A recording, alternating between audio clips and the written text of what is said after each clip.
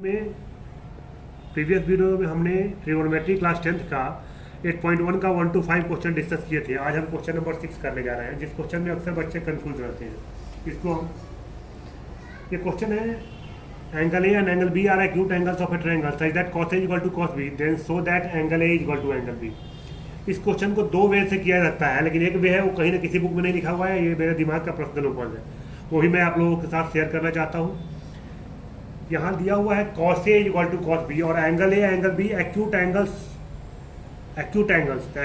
Of a triangle भी हो सकता है, टू डिफरेंट ट्रायंगल भी हो सकता है। केस 1 में हम ले रहे हैं acute angle of a triangle, क्योंकि एक राइट एंगल ट्रायंगल में दो एक्यूट एंगल होता ही है, तो हमने ले लिया A यहाँ है B यहाँ है।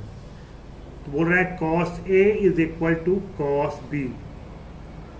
cos थीटा क्या होता है? cos theta B upon H होता है। तो बेस क्या होता है? यहाँ पे अगर एंगल फॉर्म हो रहा था, ये बेस हुआ AC upon AB। cos B इस एंगल की बात हो रही है, इस एंगल का क्या हुआ? ये बेस हुआ, तो BC अपॉन AB। ये हम प्रीवियस वीडियो में बता चुके हैं कि जहाँ भी एंगल फॉर्म हो रहा है राइट एंगल ट्रायंगल, तो एक राइट एंगल ट्रायंगल है, इसके अलावा जो भी एक्यूट एंगल फॉर्म हो रहा है, राइट एंगल ट्रायंगल का जो दोनों लेग है उसमें से एक परपेंडिकुलर एक बेस, तो जहाँ भी फॉर्म हो रहा है एंगल वो बेस है और दूसरा वाला लेग परपेंडिकुलर है, ये तो फिक्स रहता है। cos A के लिए इस एंगल की बात हो रही है, तो ये वाला बेस हुआ, और cos B के लिए ये वाला बेस हुआ। ये बेस इस एंगल के लिए परपेंडिकुलर हाइपोटेन्यूज फिक्स है, इस एंगल के लिए ये बेस ये परपेंडिकुलर हाइपोटेन्यूज फिक्स है, तो AC अपॉन AB लिख दिया, इसका BC अपॉन AB। अब इस दोनों में डिनोमिनेटर क्या है? सेम है, तो डिनोमिनेटर AB से अगर मल्टीप्लाई कर दे दोनों साइड तो AB कैंसिल हो जाएगा, या फिर इसको इधर भेज दिया तो भी कैंसिल हो जाएगा। तो क्या हो जाएगा ये? इससे हम लिख सकते हैं AC is equal to BC लिख सकते हैं। अब हम 9th क्लास में एक थ्योरम पढ़े हैं, angles opposite of a triangle is angles opposite to equal sides are equal. तो देखिए, तो AC के अपोजिट, ये AC साइड है तो इसके अपोजिट में कौन सा एंगल B बन रहा है, तो एंगल B लिख दिया। और BC के अपोजिट में कौन सा एंगल बन रहा है? एंगल A बन रहा है, तो एंगल A लिख दिया। इसका रीजन डाल दिया, angles opposite to equal sides are equal लिख दिया। ये हो गया प्रूव। ये किसी बुक में नहीं दिया हुआ है, ना कोई टीचर बताते हैं, ना कोई स्कूल में बताया जाता है, ये मेरे पर्सनल अपने दिमाग का है। क्लियर है? अब दूसरा जो हर बुक में पढ़ाया जाता है या बताया जाता है उसको देखिए। Case 2 acute angle of a two different triangle. तो हमने क्या हुआ, जो कि आपके बुक में भी लिखा होगा, इसको A ले लिया और इसको B ले लिया, जब दोनों अलग अलग ट्रायंगल है, जो आपके बुक में भी ऐसा ही दिया होगा, ये B ले लिया। अब इसका नाम कुछ भी दे दीजिए, इस AB एक्यूट एंगल हो गया, बाकी हम ले लिया, यहाँ पर ले लिया P, यहाँ पर ले लिया Q, यहाँ पर ले लिया C और यहाँ पर ले लिया D ले लिया। तो क्या बोल रहा है? cos A is equal to cos B। cos theta क्या होता है? B upon H। तो इस एंगल के लिए बेस क्या होगा? QA, तो QA लिख दिया, और हाइपोटेन्यूज क्या है? PA, तो PA लिख दिया। cos B मतलब इसकी बात हो रही थी, बेस क्या हो गया? DB, और हाइपोटेन्यूज क्या है? CB लिख दिया, DB एंड CB। अब बेसिकली इस वे में हमें दोनों ट्रायंगल को सिमिलर करना है। सिमिलर कब करेंगे? जब एक साइड इसका लिया जाए और एक साइड इसका लिया जाए अपन में। तो हम इसके लिए क्या करते हैं? रिसफल कर देते हैं। ये ऊपर है, इधर आकर नीचे हो जाएगा, नीचे वाला ऊपर जाएगा, तो इसको लिख सकते हैं QA upon DB is equal to PA upon CB is equal to में K सपोज कर लिया। ऐसा क्यों किए? क्योंकि QA क्या हो गया? इसका साइड हो गया, DB इसका साइड हो गया। दो ट्रायंगल को सिमिलर करने के लिए एक साइड इसका लेंगे, इसका साइड लेंगे, फिर इस तीनों साइड को अगर हम सेम रेशियो में प्रूव कर दे तो सिमिलर हो जाएगा। तो ये इसको इक्वेशन 1 भी हमने सपोज कर लिया। अब जरा देखिए, अगर हम एक बार QA अपॉन DB को K लिखे तो इससे क्या आ जाएगा? QA is equal to KDB आ जाएगा। ये डिवाइड वाला मल्टीप्लाई में चला गया, हो गया। ऐसे ही अगर PA अपॉन CB को K लिखे तो PA इक्वल टू क्या हो जाएगा? KCB आ जाएगा।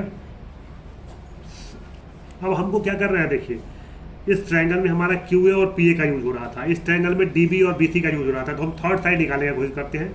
ये दो साइड तो पता है, ये दोनों में, इन दोनों का, इसको निकालते हैं। तो पाइथागोरस प्रॉपर्टी अप्लाई करेंगे, तो PQ स्क्वायर इक्वल टू क्या होता है?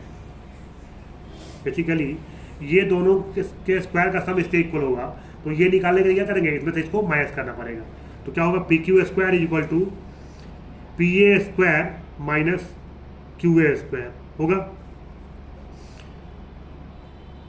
पी ए क्या है, के सी बी है, तो के सी बी का स्क्वायर, के सी बी का स्क्वायर माइनस के डी बी का स्क्वायर, तो क्या हो जाएगा ये के स्क्वायर सी बी स्क्वायर और के स्क्वायर डी बी स्क्वायर। तो के स्क्वायर को हमने कॉमन लिया तो C B square minus D B square आ गया। तो इससे पी क्यू इक्वल टू क्या हो जाएगा, जब स्क्वायर को हटा देते हैं क्या होता है, रूट लग जाता है, तो रूट लगाएंगे तो के स्क्वायर का रूट क्या हो जाएगा, के आ जाएगा बाहर और अंडर रूट में ही एज रहेगा C B square minus D B square. ठीक है, हमारा पी क्यू आ गया C B square minus D B square. अब यहीं पे कर देता हूँ ताकि दिख जाए, पी क्यू आ गया। अब इस ट्रायंगल में देखिए ये था पी क्यू के करस्पॉन्डिंग में क्या है, सी डी है। अगर सी डी हम अगर निकालें तो C D is equal to क्या हो जाएगा, C B square minus D B square होगा का अंडर रूट। ठीक है, तो P Q upon C D करें तो पी क्यू यहाँ क्या है, के C B square minus D B square, यहाँ C B square minus D B square आ गया, के C B square minus D B square का root upon C B square minus D B square का रूट, ये cancel हो गया। तो P Q upon C D is equal to K आ गया, ये इक्वेशन 2 आ गया। अब इन दोनों इक्वेशन से देखिए, फर्स्ट इक्वेशन में क्या, Q A upon D B is equal to P A upon C B is equal to K है, यहाँ P Q upon C D भी के आ गया, P Q upon C D मतलब ये क्या आ गया, ये तीनों इसका रेशियो, तीनों का रेशियो क्या आया, सेम आ गया। तो यहाँ लिख दिए from 1 and 2 we get, from equation 1 and 2 we get P Q upon C D, P Q upon C D is equal to, देखो P Q upon C D is equal to Q A upon D B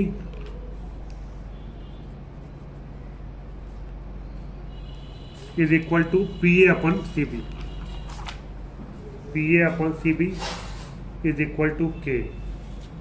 हो गया, कोई दिक्कत। देखिए यहाँ पर this upon this के था, ये दोनों का रेशियो और ये दोनों का रेशियो के था, और हमने दूसरा इक्वेशन में इसका और इसका रेशियो ले आया, मतलब इस तीनों का रेशियो क्या है, सेम है। तो ये तीनों क्या हो गया, सेम रेशियो में आ गया दोनों ट्रायंगल का, तीनों साइड। तो देयरफॉर क्या हो गया, by S S S similarity condition triangle P Q A similar triangle C D B, triangle C D B हो गया ये triangle similar. Therefore angle A is equal to angle B, reason क्या, C P S T बोलते हैं, C P S T corresponding part of similar triangle, इसको short में C P S T लिख देते हैं, लेकिन आप पूरा लिखिए corresponding part of similar triangles are equal. ये क्वेश्चन आप लोगों को समझ में आ गया होगा अच्छा से। ये दोनों ही वे है, ये किसी बुक में नहीं लिखा हुआ है, मेरे दिमाग का पर्सनल उपज है, इसको मैंने पूरा अच्छा समझा दिया। अगर किसी को पर्सनली इंडिविजुअल क्लास लेना हो तो हमसे इस नंबर पे कांटेक्ट कर सकते हैं, मैं इंडिविजुअल क्लास भी देता हूँ दिल्ली एनसीआर में। थैंक यू, धन्यवाद।